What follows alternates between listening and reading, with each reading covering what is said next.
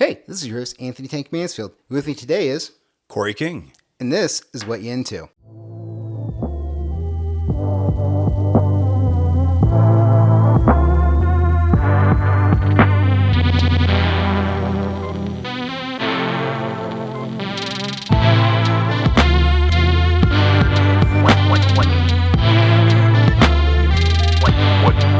What you into?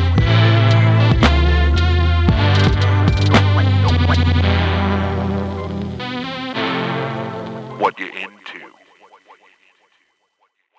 All right, return to the basement. Well, maybe first time.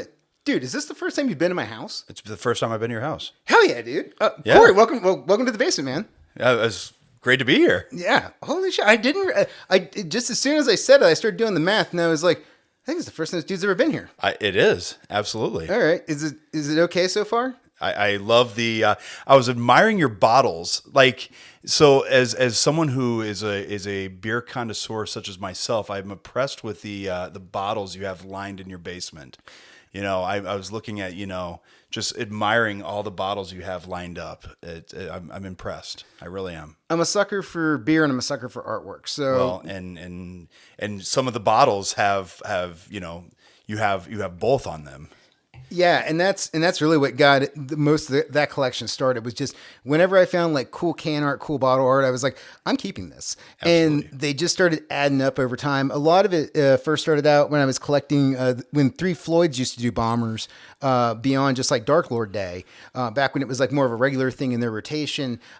Each one had its own label art, and I was like, I have to have these because it's just all cool like metal looking stuff. It looks like something would be like on a heavy metal album, and instead it's on a beer bomber. Well, and I admire that too because I mean, obviously you have your vinyl and you have your bottles, and they're very similar as you just mentioned, and so I respect that. That's great. And as someone who's lived in Chicago for about 20 years, and I've was near Three Floyds, and I've seen that, and I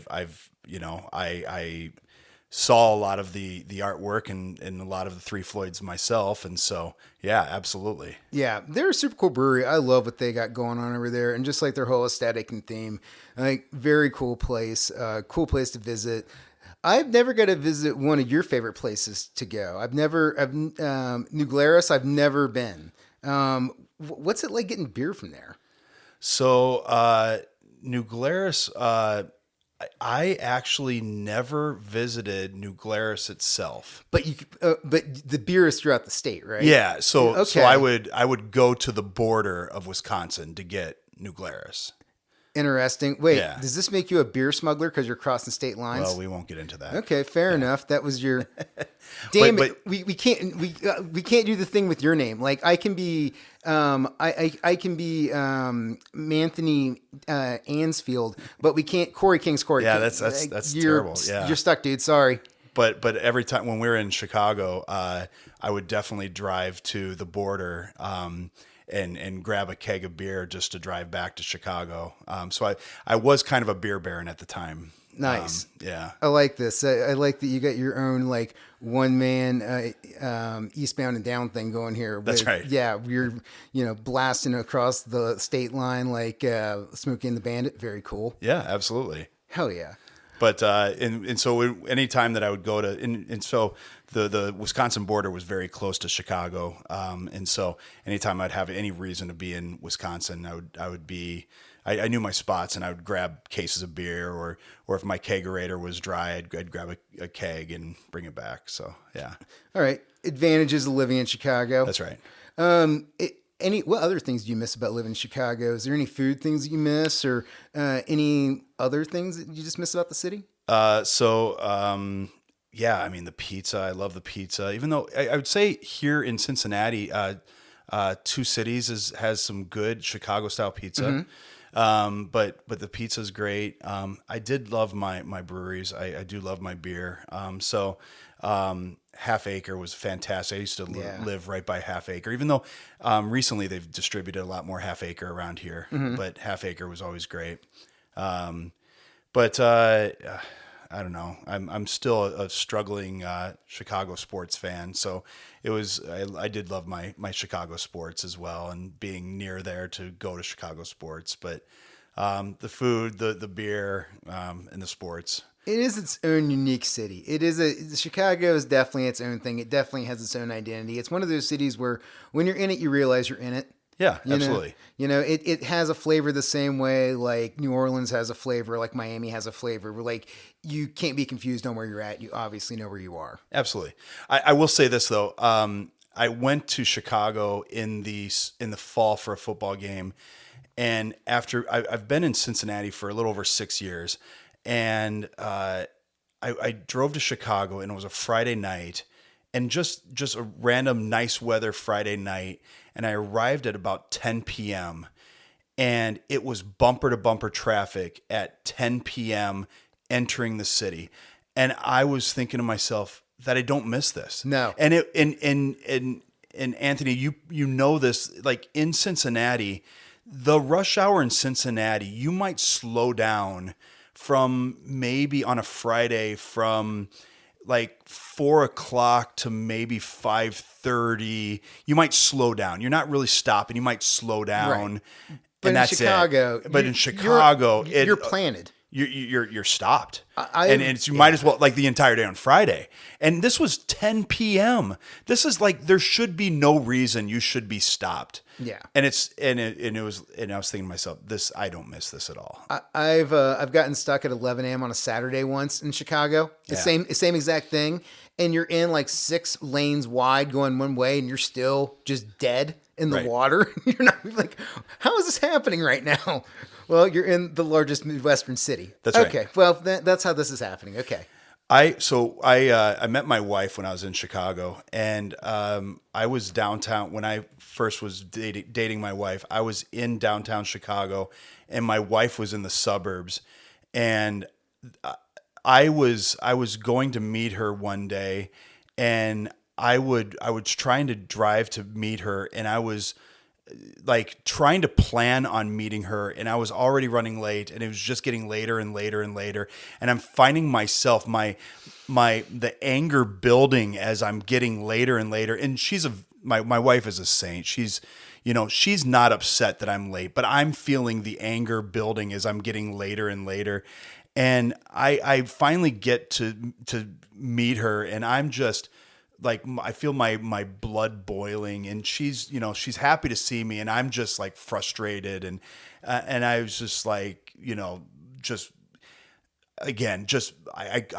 was about ready to just start yelling and everything, and she's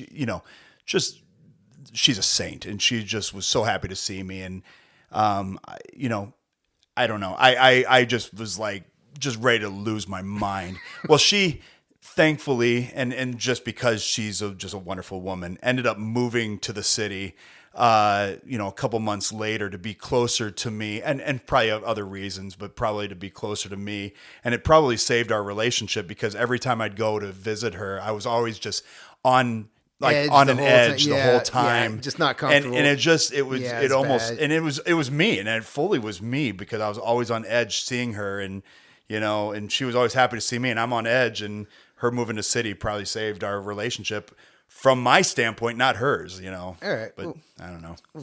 thank you. Thank you, Chicago, for, Yeah. for saving what turned into a marriage. Yes, that's right. Well, look, man, let's keep it on the road. One of the things that's always interested me about you is we were talking one day, and you were just like, "Oh yeah, I used to like be a tour manager." I'm like, "Wait, what?" And you talked about you used to like work in the music industry and talking about going on tour. How does one get into this profession after college? Like, how does one go, you know what? I'm getting a band. I'm going on the road, and we're going to drive around and do things. So I was not a tour manager, but I was in promotions. But, Okay. But yeah, absolutely. So my undergrad was marketing. I was in entertainment marketing. Okay. So I was in entertainment marketing, and it's funny. Like, I was in entertainment marketing and trying to figure out how to like promote myself in entertainment marketing. So I sent out my resume all over for entertainment marketing. Now I went to a Midwestern school, entertainment marketing. There's not a lot of demand for entertainment marketing in the Midwest, as you can probably imagine. So I'm sending out my resume all over. it ended up being my dad who I'm talking to, and he was telling me, he said, well, you know that I went to high school with the manager of the Verve Pipe. Okay. Now, the Verve Pipe, if you recall, Yeah. is a band from the 90s. And by the way, I graduated college in 2000, but the Verve Pipe is a band from mid 90s that had Were they We Were Only Freshmen? the Freshman. Yes. Freshman was their hit. Woohoo! Look at that. So they had, now they weren't considered a one-hit wonder because they had like another song, and they had a couple other hits. They were, oh my goodness. They had a couple other hits. There was one that, and I'm now that I'm talking about it, I can't remember it, but Mark Wahlberg sang it on one of the like on a oh my goodness, A movie or a TV it's on show a or something? movie. Okay. And like people actually thought like that Mark Wahlberg was the one that like he was the original person that came up with sang the it. song? Like Marky Mark was the one that had this, and Oh, Verve no. Pipe stole it. But yeah. So they had other hits. Okay. And so my dad's like, yeah, this is a band that Has some legs. Has some legs. And he's like, so this is like my best friend from high school. Okay. And he lives in LA, and this is Like their contact info and stuff. You this guys is just this linked is up? my best friend, and he lives in LA. Cool. So I contact this my dad's best friend in LA, and he's like, oh yeah, he's like, my our record label's RCA Records, and he's like, they're out in New York City, and he's like, let me hook you up with them. And he's like, they have a bunch of other bands, and let me hook you up with them. So he gets me connected with RCA Records in New York City, and I end up going out to New York City and promoting a bunch of bands. Now they have me promoting bands like Dave Matthews Band. Now Dave Matthews Band doesn't need someone like me promoting them. This is like, Dave Matthews Band at the time was like going strong. They don't need someone like me promoting Dave Matthews Band. What do you do with the promotion? Like, are you going on like radio junkets and stuff? Are you like creating press material? Like, what are you making? So something like Dave Matthews Band. So something like Dave Matthews Band, we were working on something there. They had, we were trying to get people to, get to be able to buy their albums ahead of time, pre-sell their pre-sale, albums. yeah. So we would go on tour with them, and we had something where we were doing like a bus that we would go on. We would be taking this bus ahead of them Okay. on tour. And so like if they were playing like a multi-day tour, Yeah. we would take this bus, and we were promoting this with Intel, Okay. like the processor. Yeah.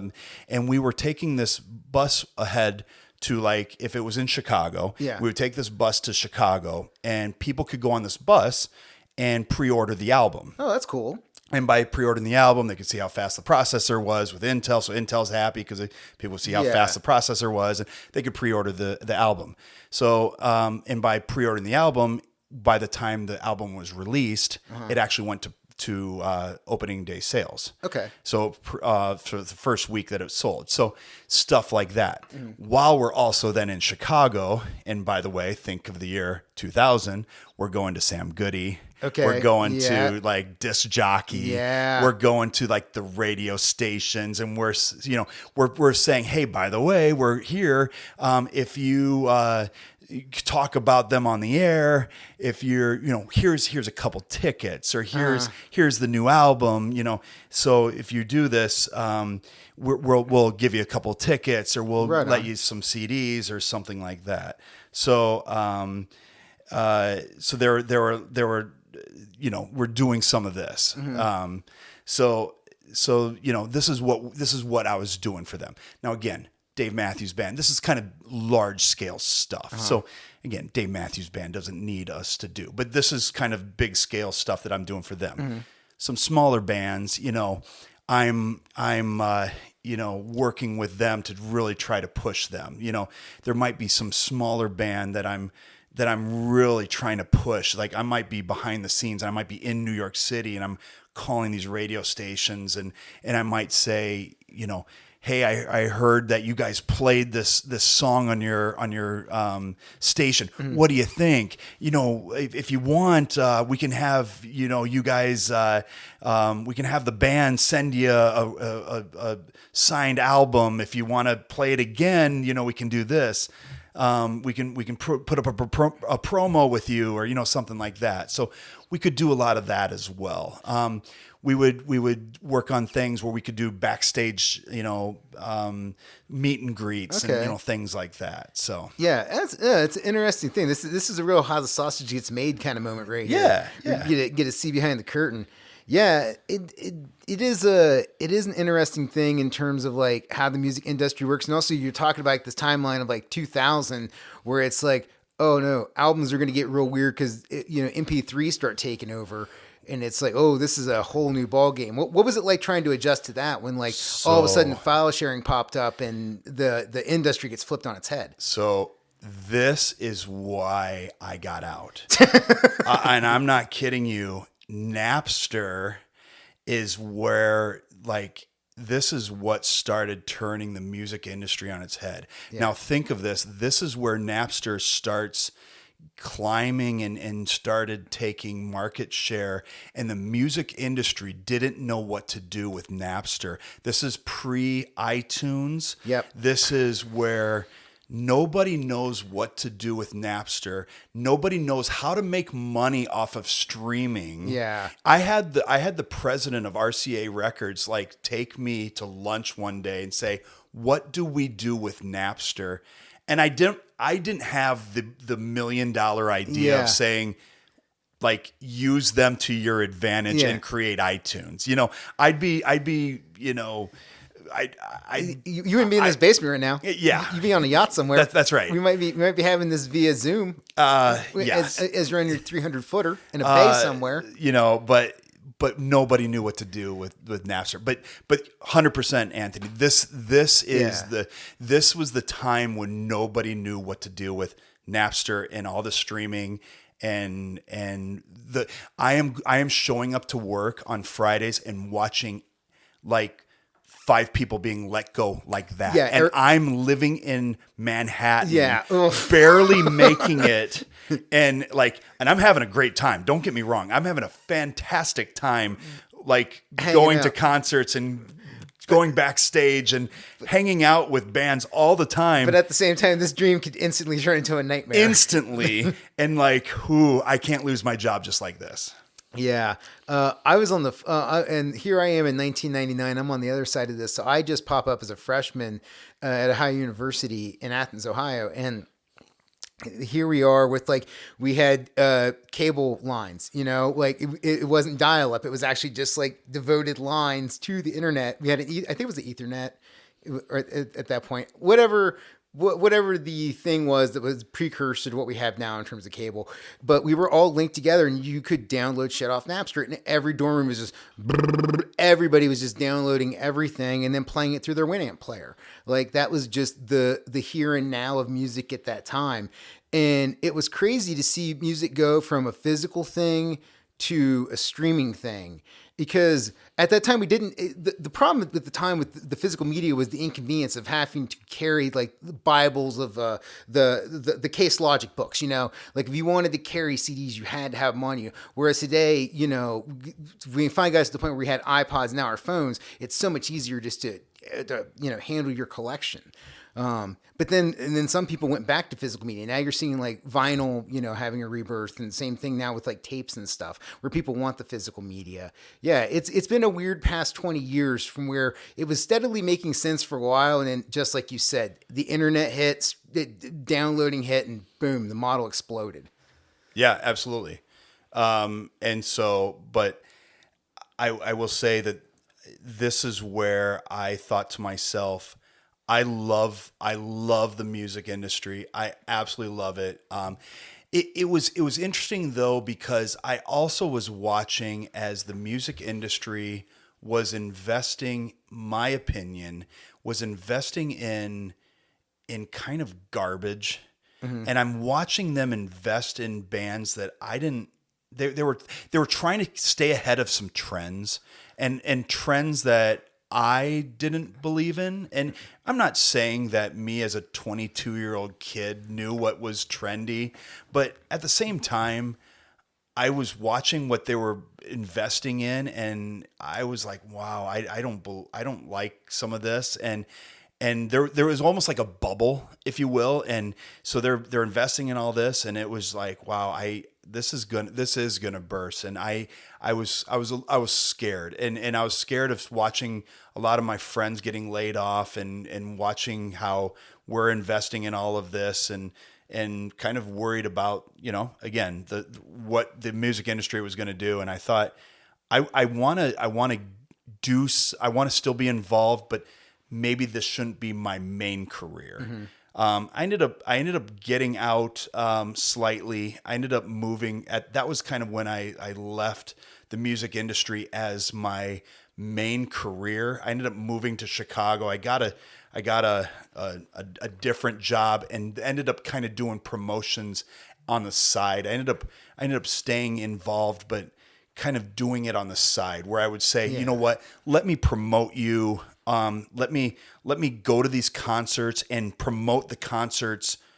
Like, let me go to the concerts and go to the parking lots and hand out CDs in the parking lot, kind of thing. Yeah. And maybe go to the Sam Goodies like on the weekends, and hang up posters and things like that on the weekends, and not be like doing this as a full-time job. So that way I'm still feel like, and this is where I felt like I was supporting myself, but still kind of doing something that I love to do. Yeah, and I think there is that thing too, where like sometimes if you do something that you love as your full-time job, it can be very strenuous and hard, because then it turns out from being something you loved and then to something that is a job.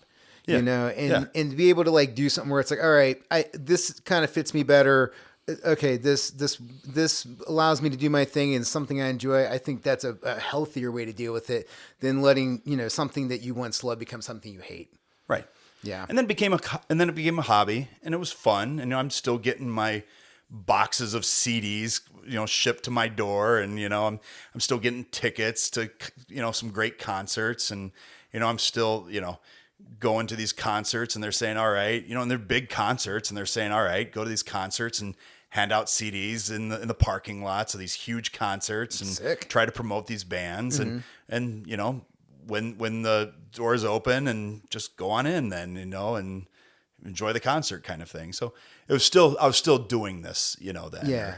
So What do you think of the state of the industry now? Because it's interesting to me that there's the whole thing happening currently with, now that we're bands are back on the road after COVID, and there's been this thing happening where it's like the places, the venues are like starting to take profits from their merch sales and stuff. And now we're seeing that as something that we hadn't seen before. And various bands have come out and said like, hey, we can't afford to like tour and be on the road. Like, it doesn't make sense for us to do this. We are retiring. Again, I feel like it's a weird new time that we haven't seen before yet. So I'm not exactly sure what the model is anymore, but I think so. Things are changing again. I think, Anthony, so I've talked to a few bands about this, about what is the best way to support people now. And I think, obviously from bands that I've talked to, it's not so much even downloading their music anymore. Like, they're not getting money, and by the way, from Spotify, yeah. they're not getting any money from us, like, or Apple Music, listening to their music YouTube anymore. Music. Yeah. So this is where the tours are coming in, Yeah. and this is where people are making money by going back on tour. Yeah. Which is interesting, because that didn't used to be the case. Right. People didn't go on tour to make money. People used to go on tour to support their album. Yeah. And so the model has changed, I think. I mean, again, I'm not in it anymore, but I think that's what's happening. Yeah, is that's what it people are feels like. going on tour. This is their profit now. Yeah. Instead of supporting their albums. But then, yeah, I think people are now like, this is where, you know, they're going on tour and their merch is also supporting them too. Yeah. Maybe you're bringing up a good question too. I don't know who's getting profit of the merch. Is it them or is it the venue? Well, for most bands or bands that I'm following that are talking about this, it's like they're used to getting like they get the merch because they don't get like a cut of the bar or anything like that. You know, so the merch is where they're making any money at, and it depends on the band. You know, it's a variable thing. You might have a band that sells like 5 T-shirts. And you might have somebody who sells like 500 pieces in a night. And so some bands have now, like, there's bands that are putting their stuff on Amazon where you can buy through Amazon instead of buying through whatever venue they're at, and it'll just get shipped to you. So that's a way that people are now selling their tour shirts. It's definitely an interesting time because I don't remember ever seeing anything like this before because I'm so used to like just going to a show and it's like, all right, here's like $20, give me a T-shirt, and you know this goes to the band, and those days are, you know, seemingly changing right now in terms of what venues are putting forth as the new rules. Right. Yeah. So I don't know. I mean, what man? What am I going to do? I'm still always going to want to go to shows. I'm always going to want to see music live, and I am stoked about one thing about with bands touring more. It does give me more chances to see them. I think that's a positive thing, at least from the fan side of it, because there's sometimes where like I was just like, oh shit, I'm never going to see this band. They're just never going to come to Cincinnati, Ohio, or you know they're going to come here, but it's not going to be for 5 years or 10 years. And there's still some bands like that, but more and more like bands that I like something like Mastodon. I'm like, all right, I know I'm going to be able to see Mastodon at the very least once every 2 years, and probably more if I want to jump in a car and go to Indianapolis. You know, like there's just way more opportunity to see stuff. You know, and seeing like rap acts like Wu-Tang's starting to tour a lot. They're doing like a fucking residency out in Las Vegas, which is hilarious. You know, but yeah, I do think that is cool that there is more of a chance to see bands now.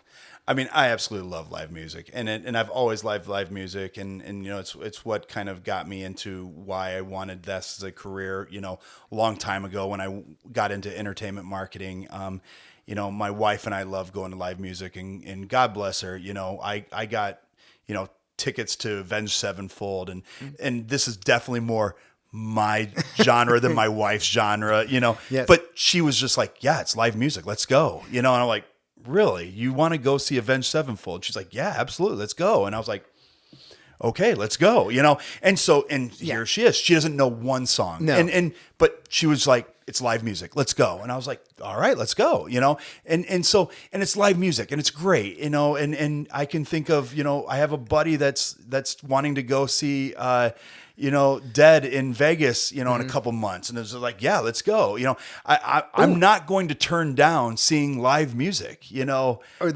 I would be sick if they would put the Grateful Dead inside the Sphere. Like they are. Oh my God. Of course they are. Of course they are. Of course they are. So I'm going with a couple buddies to see the Dead Experience at the Sphere in a couple months, you know, but like it's live music and I won't turn down. I mean, if you ask me, and I won't even know the band. And Anthony, if you say, Corey, you know, we're going to Bogarts next week. You want to go see? I don't even have to know the band. I'll be like, yeah, let's go. Sure, you know.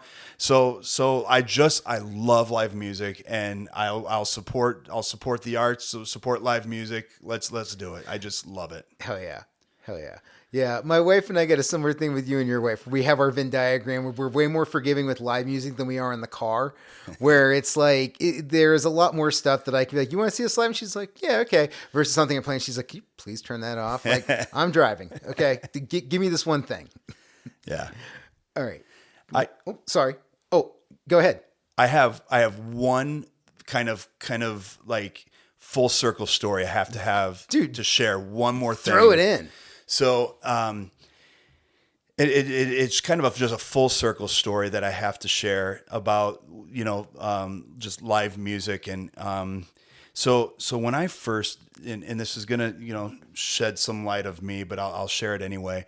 When I first went to my university, there was a guy I knew, and I was 18 years old, and the guy I knew was like, he looked like me. He's 21 years old, and he goes, "Hey, you look like me.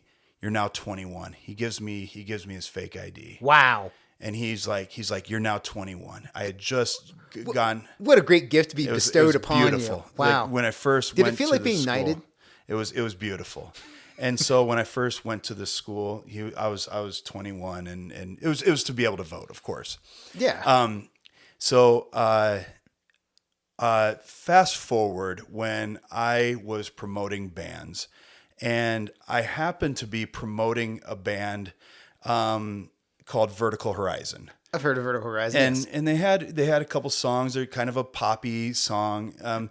So I'm promoting this band, and I happen to be promoting this band, and I'm promoting these experiences, like backstage experiences. And so I'm already at this concert venue, and this guy is there. I see the same guy who had given me his What? fake ID, like years before this. He had given me his fake ID years before this, and I'd been in contact with him. He's a good friend of mine. Yeah. And he's there with his girlfriend, and I'm like, hey, I'm on the pass list for backstage for this band. I'm like, if you want to impress your girl, go up there. Here's my ID. Because I'm on the pass list Yeah. for backstage. Yeah, you can go Here's wherever. my ID. There you go. And so I gave him my ID as my name, gave him my ID, go, here, you're now going backstage. Tell them you're on the pass list. So I paid it forward. Damn. And so he used me to go backstage and meet the band because I was already there. I mean, I was already backstage. So he was able to get in backstage. So I find that I had finally gone full circle and had paid it off my debt from him helping me through college, by him impressing his girlfriend by meeting the band. What a powerful lesson we've learned today, that if you do a good thing to help people, it'll someday come back to you in some karmic way. I feel the same way.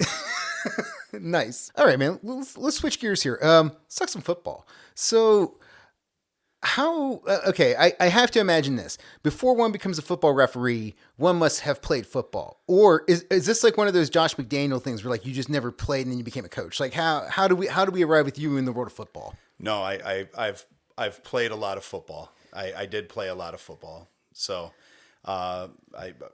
yes, I did play a lot of football. Even though I have officiated with people who just were very smart and have a lot of that background, just very smart people. But that was not me. I did play a lot of football. Well, when did you first get in contact with the game? So probably I started. So my dad always got me involved with watching football with him as young as I can remember. My dad took me to a lot of football games growing up. I grew up in Iowa. We didn't have a pro team, but watched a lot of Iowa Hawkeye football with my dad. My dad had season tickets. He always took me to games with him. I remember just very young going to games with my dad. My dad would take me to games. My dad would have me watch games with him. And then we didn't have youth football that I recall. So I think I started, I know I started playing junior high and then played junior high and high school. So Nice. Yeah. Yeah, I was on a similar path. I played a little bit like fourth grade, took fifth grade off to go play soccer. Then I did both soccer and football in sixth grade. And then my parents were like, you got to make a choice between one or the other. Ended up playing football, junior high, all the way through high school. Yeah.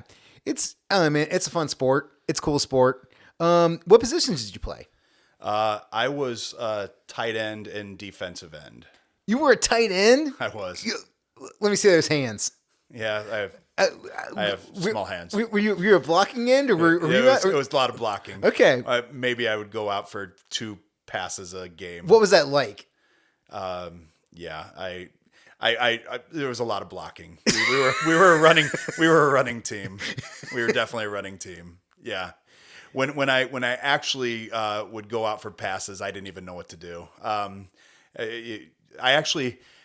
So I had the name Qbert in high school. Okay. And so I had the name Qbert in high school. It was kind of a variation of things. It was kind of like Q-tip and Q-ball based on my hairstyle. But it also was Qbert. And Qbert because one time I caught the ball over the middle and there was a safety coming at me and I tried to juke the safety but instead of juking the safety, I kind of just like bounced around like the orange Atari Yeah. character.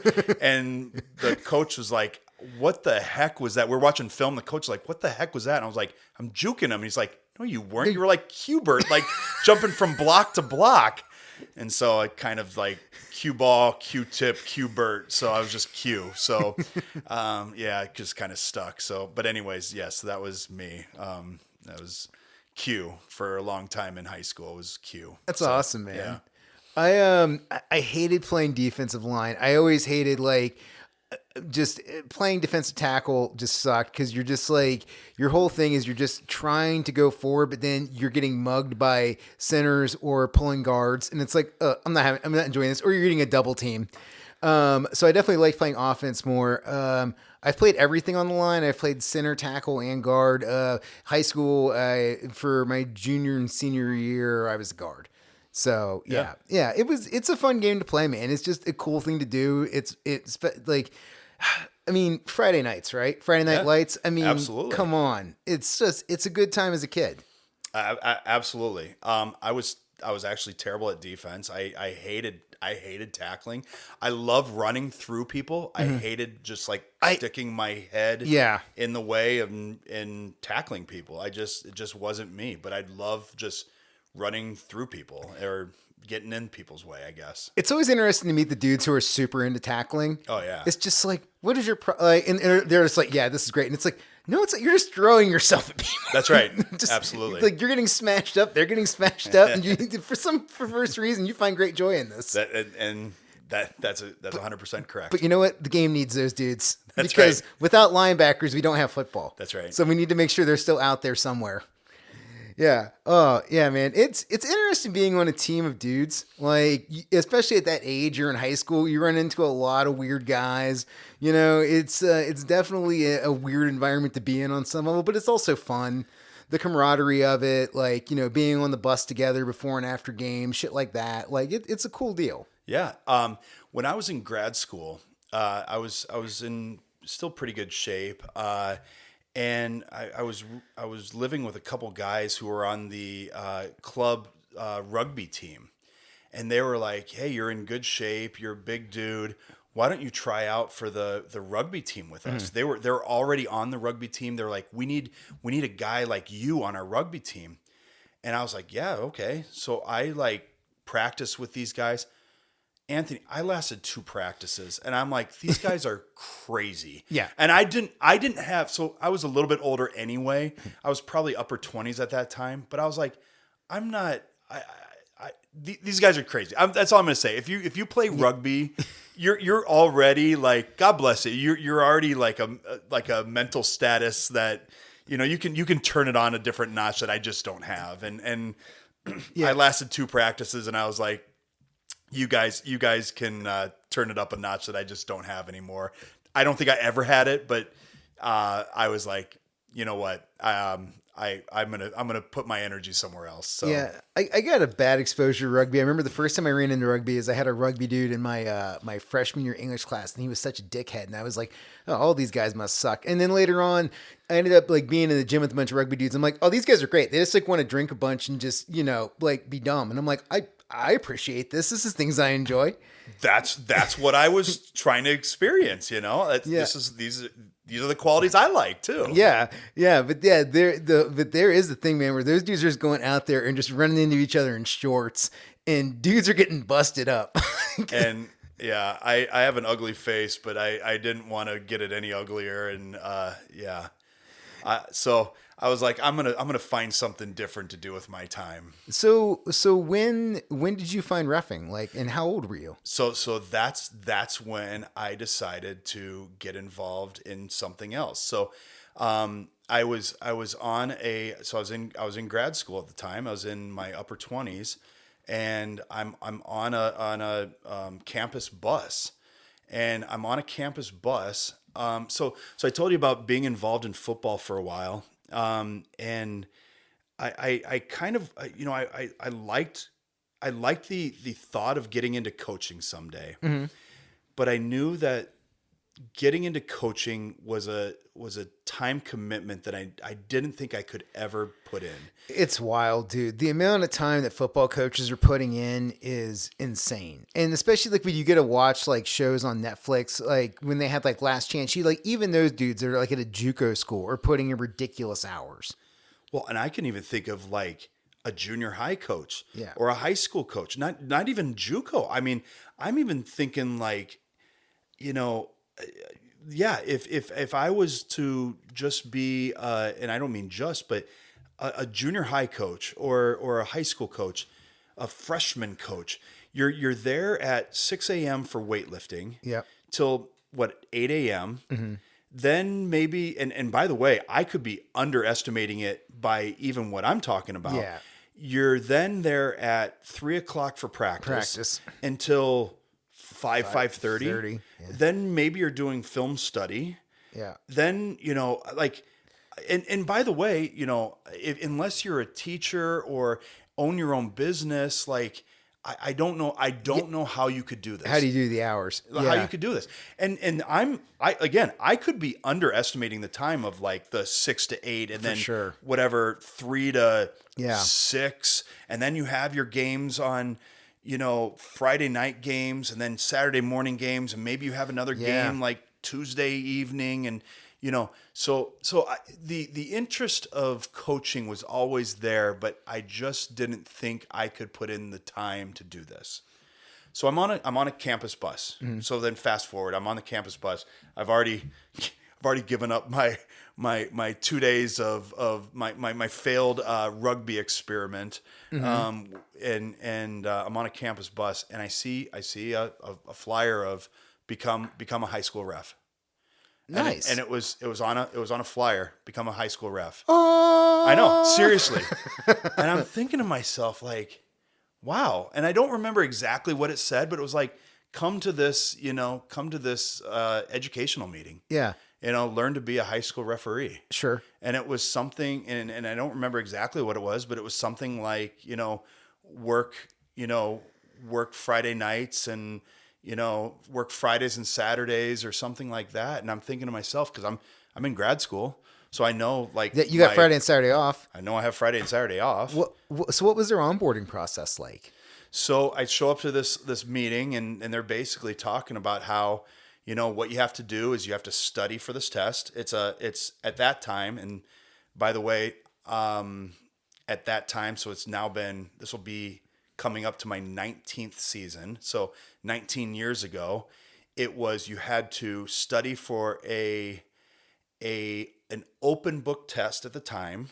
Okay. You had to study for an open book test. And then you also had to take a closed book test. Okay. And then you get assigned to, and I'm trying to remember because it was again 19 years ago, and I've first of all been hit in the head a few times in my life, but also it's 19 years ago. And then you get like assigned to like a junior high game, and then things like that. So if I recall, then I also you get like scrimmages. You first get like a scrimmage or something like that. Sure. So they say, okay, there's like a high school scrimmage, it's a learning experience for everybody. The kids, everybody involved. So you might get like, they might say, okay, this high school is scrimmaging and so you'll get on-field experience. There's other refs that are going to be there. Mm-hmm. There's scrimmages. So you'll get a few things here. So I went to this class. I met some guys, and they're showing me. I go take the test. I take another test. I think I went to a scrimmage. When dudes are in there taking the test, is it serious? Like dudes taking the bar? Like, is there anybody that fails the test that just like walks out like head down, like, oh my God, I can't believe this is happening? That's a good question. I don't remember that. I don't remember because I passed. That's why I don't remember. I remember I took it seriously because I'm thinking to myself like, hey, this is cool. I'm gonna take it seriously, and I passed. After you passed it, did you pass it? And did you immediately spell like I passed, or did you do like was it Willie Mays Hayes in Major League where he runs outside and does the dance in the parking lot because they tell him that somebody gets pink slip, that means that they've died, so don't celebrate in front of them. Let's go with that. right, I like that's that. Probably I know. better. No, that's probably that- better than what I had done. That's Yeah. what I want in my head. I Yeah, want in my yeah, head you going I out. can't think of anything yeah, better than that. So that's pretty solid. 360 spin, tap that's dancing, right. the Yeah. joy of becoming a referee. Yeah, yeah. Oh, hell yeah, dude. That's sweet. So you pass test, you get it on the stripes, you're doing scrimmages. Yeah, so I did a scrimmage. But what's funny, so my first game that I received was I want to say it was a freshman game. And so I get assigned to this crew and I get a freshman game. Okay. And they're like, all right, we're gonna put you on the line of scrimmage for this freshman game. And it's gonna be with this crew.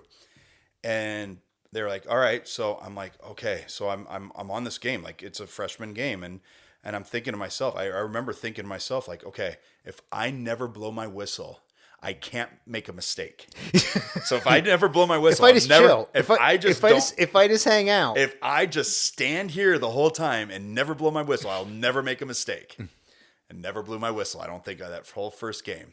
is that a mistake? It is 100% a mistake. But what's interesting is the second game I ever officiated was the varsity game that followed that freshman game same day. Okay. I mean, talk about throwing me to the wolves. You got a back-to-back doubleheader Doubleheader, same coming day. out the gates. All right. I mean, it was like, ooh, boy. Now, this is like, I don't call it small town Iowa, but it was like, there was the double bubble right away. And, I think still we are hurting for officials still, but it was even so then. And it was like, all right, Corey, you played football for a while and you should know the sport. You danced in the parking lot after you passed the test. You must know the rules. So, You yelled at a lot of refs. Many a time you said, "Oh, what's this called?" You must know the rules. So you know the rules. You go. You There got you a go. varsity game, your second game. Where do they start you at for like in the situation? Like, is there a spot where they're like, "Hey, we're going to put you here because this is where you can do the least amount of damage," versus like a head ref spot? Like, where do they put you so that you're involved, but you can't fuck shit up too bad? So, as someone who has been in the game now, there are places I will put people now. Okay. And I would not have put me Where you got put 19 years ago where I got put. Yes. Okay. So where'd you get put? I got put on the line of scrimmage. I would not put me Oh, on the no. line of scrimmage. Like, so you're having to look for holding? yeah. Well, no. I would have put me by like the linebackers. Okay. Like if I were to, like, where I put people now would be like by the linebackers and basically say, don't throw your flag. Like that's the person that kind of looks for holding. Yeah. And I would say, just spot the ball. Yeah. Like look at your, what we call the wings, the people on the line of scrimmage, look for your wings, spot the ball, and don't throw your flag. Like, and just learn from the game and let the game come to you and don't become the game. Right. Where the wings, this is where you need to be like, this is where you're truly like, this is like forward progress. And this Right. is where like you're managing your sidelines and your coaches. Like I actually, and I'm a head ref now, I actually think the wings, your sidelines, are your most important people. Is that because you're dealing with like receivers and then you're also dealing with like keeping people off the field from the sidelines? So I think it's a lot of things. Yeah, I think it's coach management. I think it's sideline management. It's forward progress. It's you're the ones that are kind of, you're watching. There's a lot of like pre-snap mechanics. There's a lot of kind of watching down the sides. You're kind of I don't know, I call it like crowd control, like team control. There's just a lot of responsibilities there. Yeah. I think as a head referee, you're kind of the pretty boy, if you will. Everyone looks at you when it comes to like penalties, but you're really the only, I don't want to say only, I'm kind of downplaying it, but you have the quarterback. Yeah. You have the one that's everyone looks to of like what's going on. Right. But you're really only like the storyteller. Like everything else is coming to you, but you're really the only one that's like, okay, this is what everyone has told me. And I have the quarterback, But anyway, so going back to your question though, a brand new person, if someone is coming to me and saying, this is my very first game, okay, I'm going to put you by the linebackers Yeah. because I can watch you. Yep. And you're not going gonna to screw too much. Yeah, you can do a little bit of damage, but not too much damage. That's right. That makes total sense.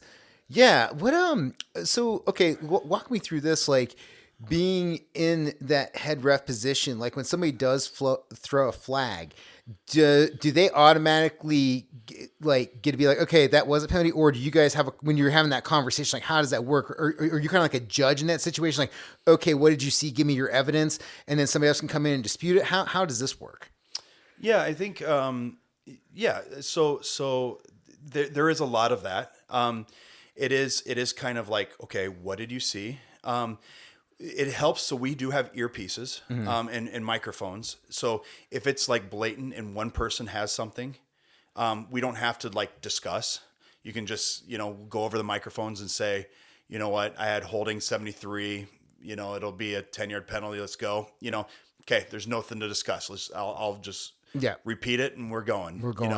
But if something like a pass interference or something like that, we're going, and someone else might say, because we're going over the mic, we're going over our earpieces, and someone else might say, I had something different. Okay. Then we're going to say, okay, let's talk. Let's have a conversation. Let's have a conversation. So then I will bring both people in. Okay, what did you see? Okay, what did you see? And we'll talk about this, and we'll say, okay, what was your view?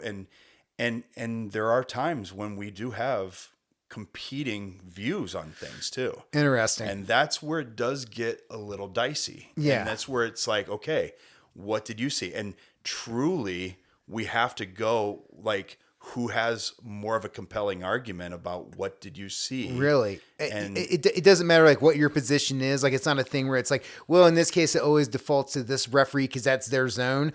But if somebody can, well, so then it possibly goes there. Okay. Like who's maybe the key position on this? You might default to that. I might bring in someone else and saying, well, did you see something different? Or you could go that route too. How many refs are you dealing with on a crew? So my normal Friday night crew has been 5, Okay. including myself. We are going in Ohio to 6 Okay. next year. Do you guys have instant replay, or is it just Not in high school. Oh shit. Okay, so the pressure is on. I mean, it really is. Yeah, where it's like, hey, guys, let's get this right. Let's not, because that's the problem. Is like there is no instant replay, but there's definitely a film crew there on Friday night for the different like WLWT and all that, where anything that you call is being shot, and later somebody's gonna be like, it was a blown call. So there is that. Now, Anthony, I think there are some instant replays when you go to like playoffs. Yeah, you get to that level. And so there are some. Now, I've only been in Ohio for 6 years, so I think there are some. Now, I have also done college football, and so I have dealt with instant replay at the college football level as well. So I have dealt with instant replay. Does that change your game up any? Where now you do have the instant replay? Like, do you let things go a little more? So I have not. So I've been out of college football for a few years. I've been out of college football since I left Chicago. Okay. And it wasn't. It's not as big as it is now. Okay. I've had. So my instant replay when I had calls has been like 2 cameras. You have one from the press box and one from like an end zone view kind of thing. So it hasn't been anything that it's like now where you have like 20 cameras and they're, TV crews are showing different things. So there, and by the way, when I say I've done college football, like it's not like Big Ten or anything like that. It's like D3, So like, I don't know, like some of the Big Ten refs or something like that, they may be doing this. I mean, I've seen some, right now it appears that there are some referees that might just say, I'm not making a call right now because we're going to instant replay. Yeah. We always had to make a call and say, we're not going to get bailed out by the instant replay. Yeah. We might as well make a call And if instant replay says something different, then What can you do? I mean, Yeah, this is right. just where we're at, and somebody has to make Yeah. the decision. No, I mean that is definitely a hard part about being a referee, because like as we're kind of talking about this, I'm in my head, I'm relating this back to like roller derby, where I was an announcer for years, and thinking about like my friends who were refs, and there was the same kind of thing where like you would start people out on the outside lane because that's the most minimal damage you can do, and like same thing where it's like, hey, just kind of chill for a little bit, don't get too hot on the whistle, just see what you're seeing and talk to people and figure out what it is. And then, but also at the same time, like not having that instant replay ability. And it's like, look, you got to make a call. Like this is being filmed, but what do you think this is? And then also just the thing that we're like, referees get inundated with like, it's one of those things where like people do boo you guys, and like, and that's kind of a crazy thing to think about too. Where like, you guys are signing up to play the role of, like nobody's ever cheering for you guys. There's never a thing where people are like, "Yeah, refs, good job, refs." Like maybe you get a flag where like it's a first down for the team because like the ref did call like the face mask penalty, or roughing the passer at a home game or something like that. But a lot of times you guys are also taking abuse. But at the same time, it's like without you, the game doesn't exist. You can't play the game without the referees. You have to have somebody who is impartial in the middle of this. I had a huge game in Chicago. And so in Chicago, my crew was the same crew that we did like all the games together. And these are like my friends, and they really were. We did like all the games together. And we had this huge game between two big Catholic schools, rival Catholic schools. Mm-hmm. And we had this game, and the home team is let's see, I got to get this right. The home team is up by a touchdown and on defense, and the visiting team is driving down by a touchdown, and I call a pass interference on the home team late in the game, like less than a minute left, and I call a pass interference on the home team. Okay. And I'm running up to the head ref to give him the penalty that I'm calling against the home team. And he's like covering his face as I'm going to give him a call. And he's like laughing. And I'm like, Gary, I got pass interference on the defense. And he's like, Corey, have you ever heard a chant of bullshit so loud in your life? And I'm like, Gary, it was there. And he goes, no, I'm sure it was there. But it is the loudest unison chant of bullshit I have ever heard in my life. And I'm like, Gary, I'm telling you, man, it was there. You got to call it. He goes, oh, I'm going to call it. But he goes, I just am admiring how loud this chant is. And I'm soaking in it because of you. He was just enjoying the moment of these, the home team just, chanting this loud, and it was loud, Is this a situation where you buy Gary first round, or does Gary buy you first round? So, he called it. So then it was there. And by the way, this game was televised. We saw it. No. So it was there. Yes. It was there. Yes. So I definitely made sure to watch it when it was there. And then the home team ended up holding and winning the game, and it was fine. But it was just like, I was like, all right, good. When you were watching it, were you like the DiCaprio meme where you were like pointing at the TV with the beard from Once Upon a Time in Hollywood? You're like, yeah, that was me. That was me. Yeah, that's right. That's right. Whew. Got all that. Right, good. It was there. When you guys are out there, are you managing emotion? Like how do you survive in this pressure cooker of like people getting over 100 decibels loud, coaches are screaming and swearing, dudes are hyped up and like chest butting each other and going nuts after a huge play? Like, how do you regulate emotion, and how do you decide like, hey, this is a step too far? Yeah, that's a great question, Anthony. I think, you can get caught up in it too. Like, and I know this as well, that there are times when it's a close game, and it's a close game, and you think to yourself like, you start thinking to yourself like, okay, don't become the reason that this like don't be the reason this game is settled one way or another. Mm-hmm. You like no referee wants to be in that position. right. Like, and you know this too. Like, Yeah. and this is where, I talk about like how earlier I was talking about how the people on the line are some of the most important people because of control. We have the back judge is also one of those positions too. Your back judge, the one that's by the free safety, could have no calls all game long. There are no passes, no deep balls, no deep balls. And then suddenly it is the Hail Mary with no time on the clock or whatever that is suddenly, is there a pass interference or not? Yeah. And that could be the call. Yeah, the game. And I know this from being in that position or not. And I've been in that position where I've been like in that back judge where suddenly like one team is down by less than a touchdown and you're in that position and you're thinking, I'm going to make or break. Like, am I going to call or not call something that is going to determine whether one team like wins or not? And you start thinking to yourself like, okay, am I going to have the balls or not to call something that, and you don't, you tell yourself is something there in the fourth quarter that was there in the first quarter too. Right. Like it's what you got to do because you got to stay equal in the game. At the end of the day, you're a judge, and in terms of what you're judging is not based on the time of the game, the score of the game, the emotion of the game. It's the rules. Does this break the rules or does it not?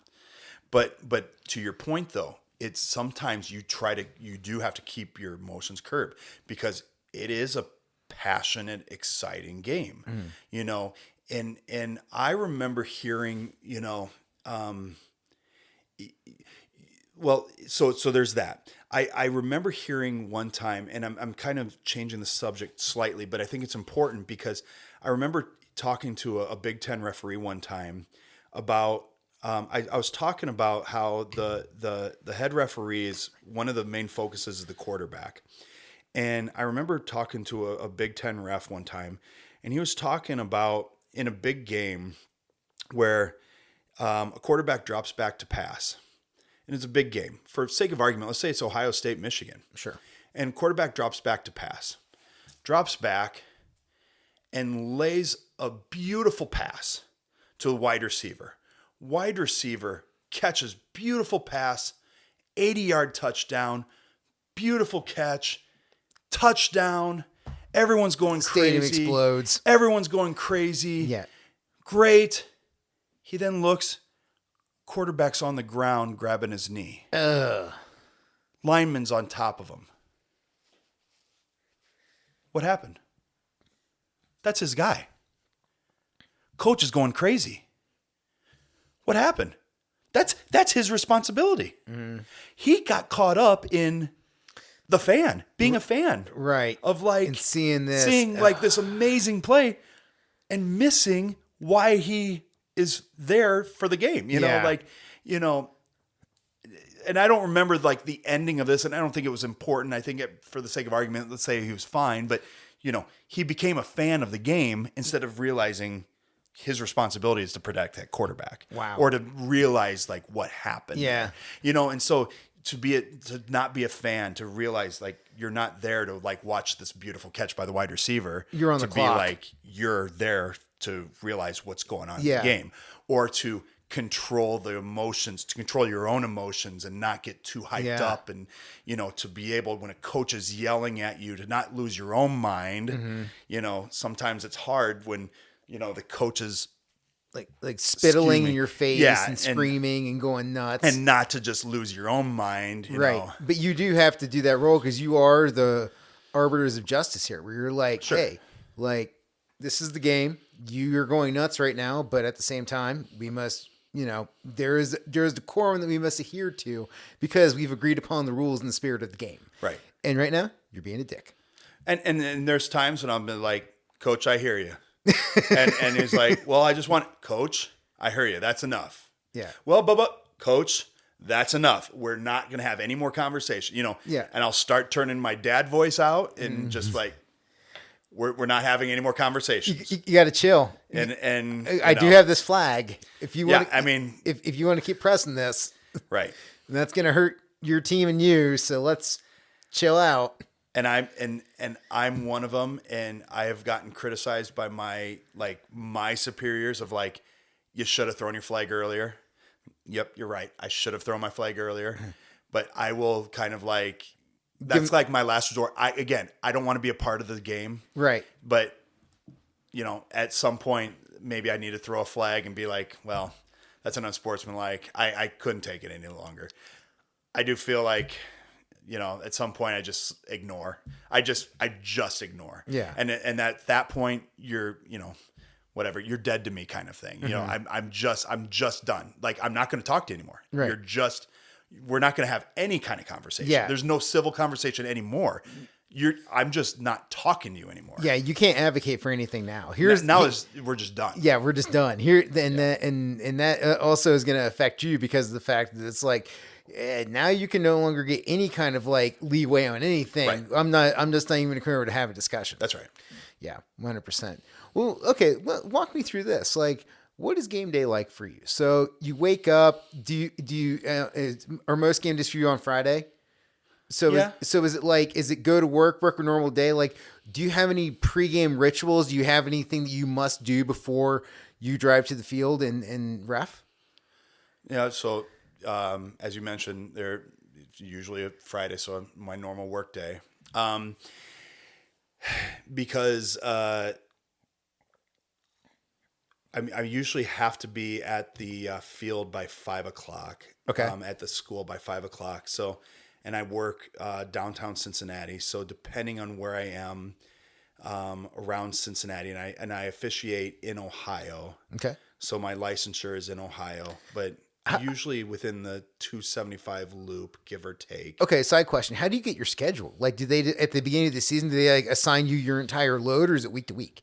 At the beginning of the season. Okay. So I work with assigners. Okay. And I have a crew. So I'm the assigner. I'm the crew chief for our crew. Cool. So I work with different assigners, and I will tell the assigners, I am the one that will reach out to assigners and say, okay, assigners, and each assigner has like different conferences. Mm-hmm. And I will say, okay, assigners, I will say, this assigner, I'm giving you weeks 1, 5, and 7. And this assigner, I'll give you 2, 6, and 9, and so forth. And they each have like different conferences and things like that. So we'll kind of just mix things up. Nice. And then so we'll already know. And then some assigners will say, okay, here's your actual game. And some assigners will say, okay, I have a block for you. I don't know which game yet.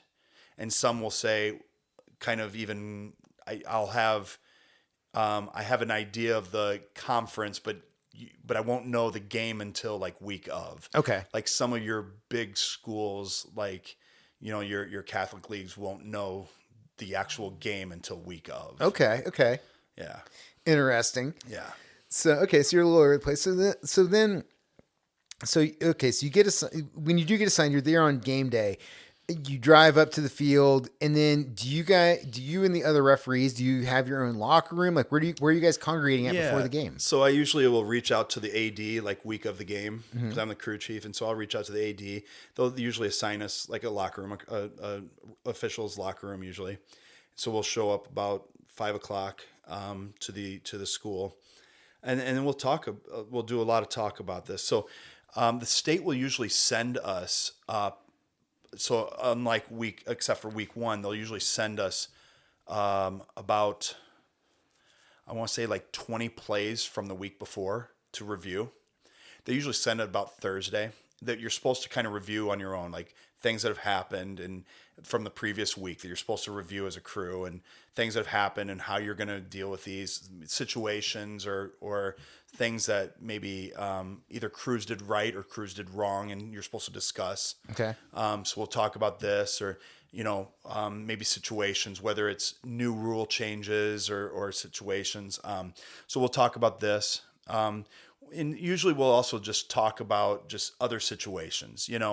What do we do in these situations? Whether it's just something that hasn't happened in a while.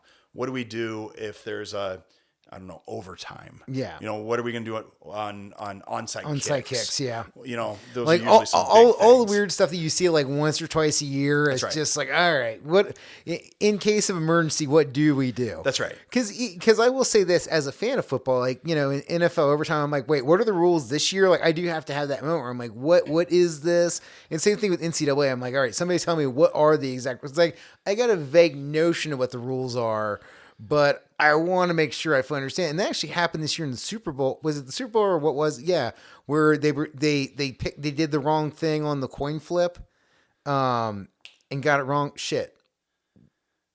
Was that the Super Bowl where that happened? Remember? Yeah, I'm sure.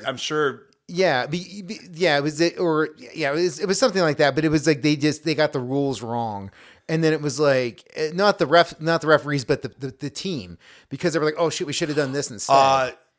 The overtime, it wasn't overtime going into the second overtime, right? It was something weird. I think it wasn't. Yeah, Yeah. It was like they thought like overtime they were gonna have to reflip or something like that going into the second overtime. Yeah, right? or it was something like they thought they got like the rules back where like they didn't like. If one team scored, their team scored. Then if they got the field goal, they didn't have to get the field goal. I don't know. It was something weird. I remember this now. Yeah, something weird happened where it was like and then you're just kind of like, oh shit, yeah, that's the way this works, right? Yeah, and that's the thing where again it's hard. Where like as a fan, you can sit on your couch and be like, these referees, what the hell? They don't know what they're doing. And then you get in a situation like that, you're like, oh shit, I wouldn't want to make that call. Like I hope I get that right. Well, and it's funny you say that. I mean, and I'll throw myself under the bus. Ohio has different ways of handling situations than other states. We have something called a gold book, and my other referees always laugh at me because I'm like, oh yeah, Ohio does this differently. Well, I mean, I'm supposed to study this, and I do, but there are times when I'll be like, oh yeah, in my 19 years of doing this, Ohio does this differently. So we'll talk about this as a crew, and they'll be like, no, Corey, Ohio does this differently. Yeah. And I'll be like, oh, right. Sorry. You know, so it'll be like, Yeah. my bad. My bad. Sorry, guys. Yeah. You know, like, I don't know, like one of them is like the mercy rule. Yeah. And I'll be like, I messed this up a couple years ago where it's like Ohio is a different mercy rule than what we call the federation, which is like the national mercy rule. And I messed it up a few years ago, and I'm like, and they were like, no, Corey, like mercy rule is in Ohio is this, and you're used to it being this. And I'm like, oh, right. You know, so again, it's like these nuances that we usually go over these things. So we go over these things, and then we go over. So this is what we're going over in the locker room, and then we're obviously getting dressed and getting ready to go out too. So we head out to the field. Wait, before we get out to the field, is there are you guys having fun? Like, are we ever blasting music? Are you guys playing 21 Savage or like Chief Keef? Is anybody doing the Dougie? No, okay, it's very serious. It's very serious. It's very serious. So we're I would say, we're kind of like, when we're kind of in the parking lot, we're kind of messing around and everything. But as soon as we're in the locker room, we are serious. I mean, we're showing up. We're in business. You're like Sam the casual. Sheepdog in that old Warner Brother cartoon where you come in, you punch in the card, Yeah, that's right. and you're like, I'm here. That's right. It's on. It's serious. I mean, because we're also kind of being watched by like the AD and For the sure. coaches because I mean, we're getting graded by the coaches and things like that. Yeah. If we come in and you're playing messing grab around, ass, yeah. And yeah, right. And then suddenly the home team loses. Yeah. They're going to report us of being like, they weren't taking this seriously. Not and that's why we professional. lost. Yeah. 100%. We get blamed for like, we lost this game because the referees weren't taking it seriously in pregame or, something like that. It's just, so we're taking it seriously. So, okay, so you go out onto the field, warm-ups and stuff. Yeah. What's that like? Are you talking to the players at that point? You're talking to the coaches? Like, what are you doing as people are just mingling around on the field? So we're paying attention to things. We're paying attention how far is the punter punting, to make sure like how like our back judge, how far is he going to have to go back, and how much is the kicker kicking off and things like that. Paying attention if the quarterbacks are right throwing right, and we're talking to the coaches. You can really kind of judge on even the coaches on like how intense they are. Oh, really? Oh yeah. Like, they're playing you too. They're going to pay attention to, you. And it's funny too on the coaches, they'll start like bringing out rules, and like you'll ask them if there's anything you should be watching for. And they'll be like, oh yeah, we're watching film and be paying attention to this and they'll, so it's like, okay, well, we'll be watching this. A little gamesmanship. Yeah. They're paying attention to this, and that's fine. And we'll watch this. And it is interesting too. The pros is really influencing, equipment right now. People are coming out and so you played too. The knee pads, and it's crazy. We're supposed to enforce people having their knees covered, but people are coming out with like no knee pads. They're coming out with like no knee pads, or the I don't knee pads. understand. I don't understand this at all. As someone who's gotten hit in the knees so many times, I don't understand it. But like Justin Jefferson is coming out, like don't have knee pads, and so people are coming out with no knee pads. But we're supposed to, as referees, we're supposed to be enforcing. Yeah, this. you gotta have knee pads, guys. And in pre-games, everyone comes out without knee pads. You gotta show those knees. And I don't understand this idea. This is like riding a bike without a helmet. Is that what it is? Is it like it makes you look cool because you're not rocking everyone knee pads? does it, and so everyone comes out in pregame without it. And so we say, coaches, make sure that they're having their knees covered by game. Oh yeah, we'll have them covered now. Sure enough, they come out and like half of them will, or maybe 90% come out with covered, and we're like, we're not going to start this game until everyone has their knees covered. And sure enough, we're sending people out with, to cover their knees and things like that. But these are the things that we're looking for. But of course, like everybody has it. So it's like, I don't even know what we're looking for in pregame because everyone has their knees uncovered. So, but it's stuff like this that we look for. You're like, guys, come on. Are you driving without seatbelts? What are you doing over here? Come on. Be smart. You're young men. Please, we want to save your knees. Yeah. What about, what's it like dealing with injuries? Like, what is that part of the game like where somebody goes down, somebody's not getting up, somebody's screaming in pain, you're first one on the scene? What's it like? Yeah, the unfortunate thing is it's part of the game. I think I've seen some gruesome injuries. Some, and it is sad. You see some of these injuries, and it's sad. You see some kids that are just playing hard, and they get hit pretty good, and you're the one to see it. And there's some injuries you don't want to see, and you see it. The best, some of them too is just in more recent years you see a lot of concussions too, and that's the ones where you definitely see the kids that are just really dinged, and I'm no medical professional, but when they're walking off on the other sideline or like you're doing the chicken dance. Yeah, when you're they're like, wobbly legs and things like that, and you're like, all right, coach, you need to have this kid sit out for a little while, and take the helmet. Yeah. So let them chill. Yeah, and so you obviously see front line on some of these injuries, and you just hope that they're getting attention. You send them out, you mark their number down, and hope that they're getting attention that they need. When something happens where it's something like where they do stay down, is that a thing where like, do you call the medical staff out on the field, or does the medical staff just go, oh, we need to go out here now because he's not getting up? Yeah, a little bit of both. Okay. Yeah. Okay. Yeah, a little bit of both. Where it's just kind of, hey, come check this out. Yeah, hopefully the medical staff is watching. We're calling out more probably in like a sub varsity game, because sometimes there's only like one trainer, right? And they might be assisting somebody else, and you're like, hey, come check this out. Okay. If you have a varsity game, you're usually having a staff of people that are watching. Yeah, right on. All right, let's flip this to something more positive. Yeah, of course. Does funny stuff ever happen out there? We're supposed to regulate trash talking, but there are some things I'm like, dude, you can't say that. But I'm kind of like in my head, I'm just like, oh man, That's pretty funny. That's so good. Like some of the stuff some of the trash talk that comes out, and I can't think of anything offhand, but there's some stuff that I'm just like, dude, you can't say that. Like, but I'm just like in my head, I'm just like, that is so funny. It's one of those things where you're like, okay, hey, 17, chill out. Okay. Yeah. You gotta take it down a little bit. Okay. It was good. I mean, but yeah, there's some funny stuff that's happened. I would say, and so you were talking earlier about like, the sheepdog punching the card and being serious.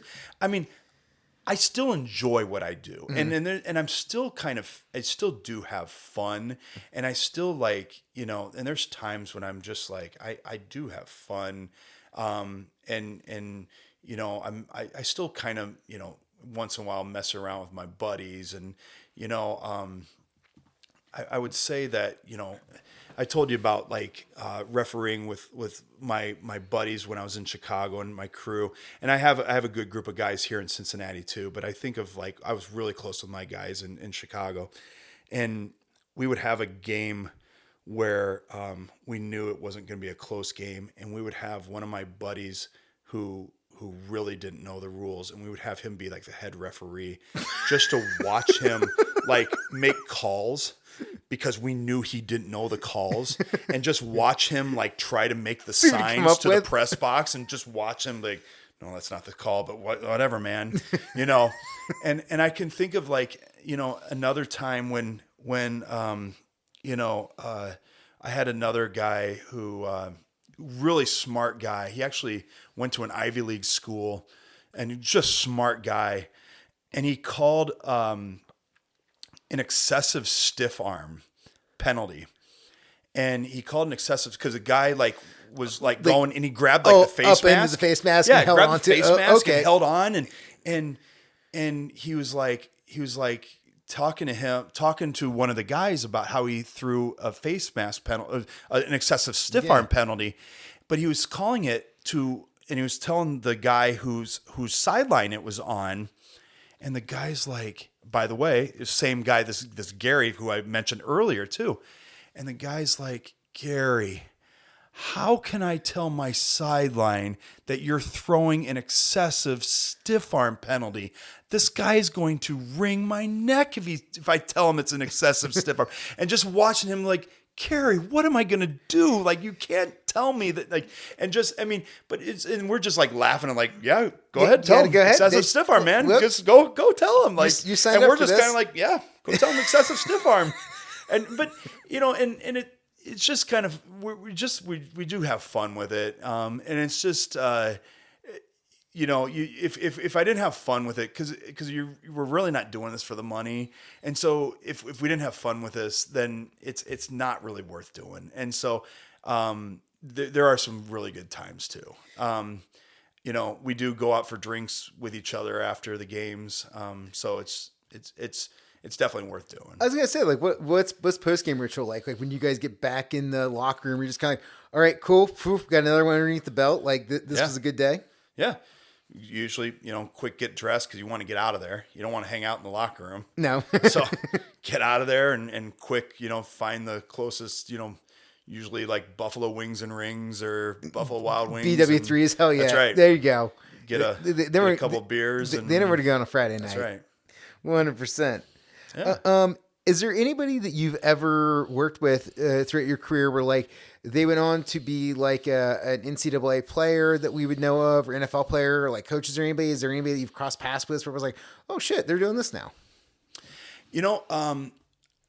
One of my fun stories to tell is I did a game in Chicago where it was the previous year's Illinois state champs versus Pennsylvania state champs. Wow. Yeah. Really great game. That's big. And so, first of all, going into the game, we're doing pregame, talking to the coaches, and the coaches, and by the way, it was previous years. So some of the players had already gone on to college, but I'm talking to the coaches, and, Illinois coaches are like, yeah, this guy's going to Illinois and this guy's going to Northwestern and blah, blah, blah. Pennsylvania was like, yeah, the guy's going to Pitt, and this guy's going to Penn State, and blah blah blah. And for the record, I don't remember names, or I didn't pay attention. I guess if I looked at rosters, I could probably figure it out. Yeah. But so it was played at where the Chicago Fire used to play. Oh, okay. Yeah. So it wasn't where they play now, but it was at where they used to play. Yeah, because they played in Soldier Field, then they went out like outside of the city somewhere. So before they played at Soldier Field, well, actually, I take that back. Maybe they played at it. I think they started at Soldier Field, then they moved out of the city and they went to this outside spot, and then they came back to Soldier Field. Maybe that's it. Because I know that they were in the South Side at one time, and I think they went North Side at some point too. But this was the South Side, because this was the South Side Stadium. So, huge game, awesome. The experience was amazing, and I'm one of those that's in this game. So it's this great venue, and so they had this amazing. They really did this well. So they had the officials. We had this amazing locker room and everything. So I asked my wife to go with me. So she's sitting in the front row and everything. So we go into the locker room as the officials. We after a pregame, we actually went into the locker room. We're coming back out, and I'm walking out of the locker room, and this guy comes from behind me and puts his big paw on my shoulders. And I look over, and it's Donovan McNabb. What? And he goes, "Hey ref, let's keep it clean." And I was just like, "Oh man, it's Donovan McNabb." and so Donovan McNabb, and I was just like, "Oh, that's awesome." So what's funny is Donovan McNabb, the Chicago school was his alma mater. Oh, okay. And the Pennsylvania school was a bunch of former Eagles players' kids. Okay. Because it's It's in Pennsylvania, it's so in Pennsylvania, it makes sense. so They it's have kids, yeah. And they go and play. And so like Andy Reid's kid played there What? and things like that. Now it wasn't then, Right, But, but- a but- bunch of yeah. former Eagles kids were on this team. So anyway, so Donovan McNabb was there, and so my wife sitting in the front row is like, I don't know who this guy was, but you're had this smile on your face. So she's like, I just started taking pictures. So I have this picture of Donovan McNabb with his arm Nice, around me. nice. And I was like, that's awesome. So I have this picture of Donovan McNabb with, his arm around Hell me. yeah, and dude. So, and then, of course I have this huge You're smile just on my face. you're like, so. yes, it's a good day. Yeah. It's a good day. So That's great, man. Yeah. I always think about that. I always think of the depth of football, the fact that you go from millions of people playing high school football to then maybe 100. How many people how many people are playing college ball? Maybe 100,000 a year or something like that? Because you got 120 Division I teams, and then there's 100 dudes on a roster, maybe 120,000 plus the D2, D3, and then you get, but then that whittles down to the NFL. Sure. It's so crazy to think about the process that to the level that you have to be to just even get on an NFL roster is incredible. yeah, and I did another game, and the coach was like, "Hi, I'm Coach Don Beebe," and I'm like, "Don Beebe, hey, I need you to sign my referee card." Yes, please. It's just, but it's just funny, how stuff like that. That's super cool. Yeah. Well, hey, before we close out tonight, was there anything that you wanted to talk about that we didn't hit on? So let's see. I think this is funny. Okay, and throw it out It there. could be a very big coincidence, but I think it's funny. Okay. There could be a rule out there that is because of me. Really? And I want to share this because it could be a coincidence. It very well could be a coincidence, but I also think there could be some validity to this. All right, let's hear it. So I talked to you earlier about how I used to do college football. For sure. So roughly around 2010, I did a college football game, Drake versus Valparaiso. Okay. So I have a play late in the game, and a Drake football player catches a ball in the back of the end zone, and it's a tight end for Drake, catches the ball, goes up in the back of the end zone, catches the ball 2 feet down, catches the ball, Touchdown. gets popped. Oh, As soon as he gets popped, he spins, rolls. As he's going to the ground, he drops the ball. okay. So he gets the feet down. He So catches the ball. So he stamps feet it. down, gets popped. As he's going to the ground, loses control. Do you have to make a football move in the end zone? So what's funny about that, Anthony, I thought he had catch, 2 feet down. I go up with a touchdown. Okay. Okay. 2010. So think about everything that you just said. Yeah. 2010. Yeah. I go up. I am the side judge in this game. College football game. Side judge in this game. I go up. Touchdown. Okay? Okay. This goes to review. Okay. I told you earlier about instant replay. Yes. The time, there are 2 cameras. One is the press box. One is the end zone. Okay. The head referee goes to instant replay. There are 2 cameras. He looks at this. It is inconclusive. He cannot tell from instant replay when he loses control of the ball. So you have to go with the call on the field touchdown. So he has to go to the call of the field touchdown. ESPN, there's just a little blurb in ESPN.com about how there's a controversial play that decides this game. Okay. Next week, we have just a regional referee meeting. We talk about this play for the entire meeting. Ooh, interesting. We talk about this play, the entire meeting. Regional play. Just refs talking. Just refs talking. Just hashing it out. By the way, we do this every week. This is a weekly thing. Do they know that you made this call? Yes. Oh, They have me talking about this. damn. This is like being in court. They were like, "What did you see? Tell me about this."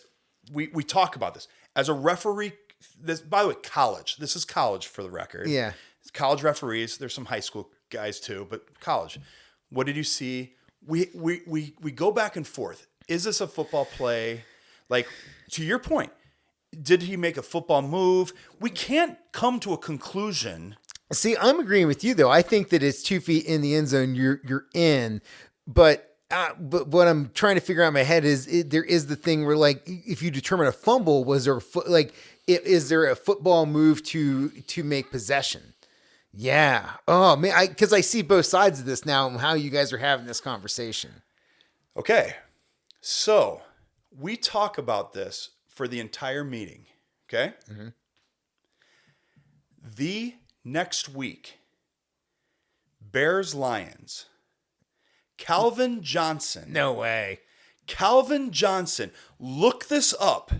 Calvin Johnson for the Lions makes a catch in the end zone, catches the ball when he's virtually standing up, drops the football, refs go up, touchdown. By the way, for the record, I'm at the game. My buddies who are not referees knew what I had talked to them about, are looking at me and going, "This is the Corey King play." I'm like, oh my God. They're talking about this over instant replay. The game is over, by the way. Calvin Johnson just makes what could be the game-winning catch for the Lions. Yeah. This goes to like wherever, New York or Yeah, wherever. they gotta look it over. They're talking about this for what seems like forever, probably 10 minutes. Incomplete pass. Oh no! Bears win the game. I mean, good for you. All at the time. of my buddies, including my referee buddies, are like, the Corey King play won the game for the Bears. There could be a rule right now that was determined because of a call that I made. It might be. It's a possibility. It's a possibility. Now, for the record, I still think I have a touchdown. And for the record, I still think Calvin Johnson having a touchdown as well. I will agree with that too. I think that the end zone is a special rule because I look at the same way I look at you. Because the way I'm judging this is the same way as breaking the plane.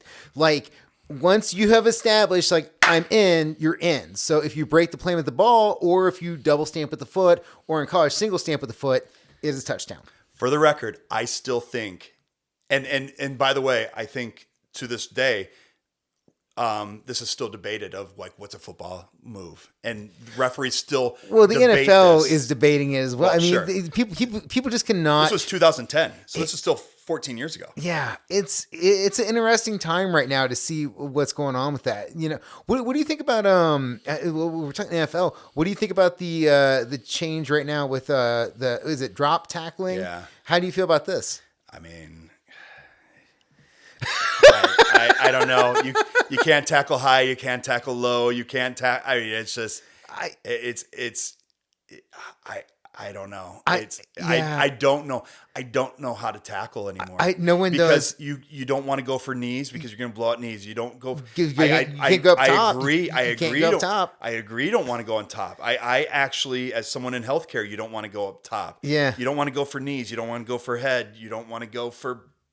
I don't know what you do now. I don't know. I think it's the problem where the NFL is so obsessed with, we got to have high scoring games. We got to have offense for fantasy. We got to have offense for like online betting, that whatever they can do. And also on top of that, what do we do to keep the superstars on the field? Right. What do we do to make sure that like the guys everyone wants to see, how do we keep them from getting injured? What do we do to make it so that like, you know, like I remember like as a Browns fan, like watching week 2 and watching Nick Chubb's knee get decimated and being like, okay, our season's over. Like we got nothing. And then, you know, seeing Bengals fans when like Joe Burrow goes out and it's like, okay, well, our season's done. I can tune out now. And, you know, and the NFL is like, no, we don't want to lose viewers. We need to be able to keep people healthy and keep people in. But at the same time, like, how do you balance this game where the game is violence? Like right. you have to have tackling. Like the game does not exist without it. So how do you balance the rule set? I mean, you're 100% correct. Yeah. The game is violent. That's the thing. Right. Yeah. Yeah. It's the ongoing thing that I'll be interested to see like how the NFL tries to deal with this and then the impact it has across football, across the nation, in college and high school and everything else going forward. Just how does this game move forward in its current state? Yeah. Well, okay, let's do this to get out of here. Like, what about you? Like, do you have any like bucket list things you want to do? Is there like any stadiums that you want to work in before you hang up the stripes? Is there a certain level of game you want to get to? Is there a certain level you want to get to in terms of refereeing? What do you want to do? You know, I love what I do. I kind of unfortunately gave up that dream a while ago, unfortunately, of moving up.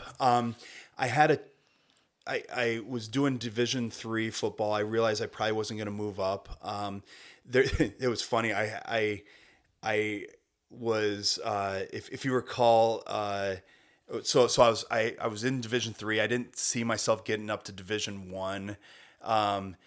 And then in 2012, you had the strike year, mm-hmm. and there was some Division III refs that were moving up, and my dad's a union guy, and I was talking to him. I'm like, I'm being recruited to go to like the NFL. Mm-hmm. I seriously, there were people that were contacting me like, you should, go to the NFL. Come up as a scab. Let's go. As a scab, and my dad's like, don't do it. Don't jump the line. He's a union guy. Yeah, he's like, don't do it. That works. And what's funny about that is after the infamous Seahawks Packers game, my dad actually called me up and he's like, maybe it's okay to jump.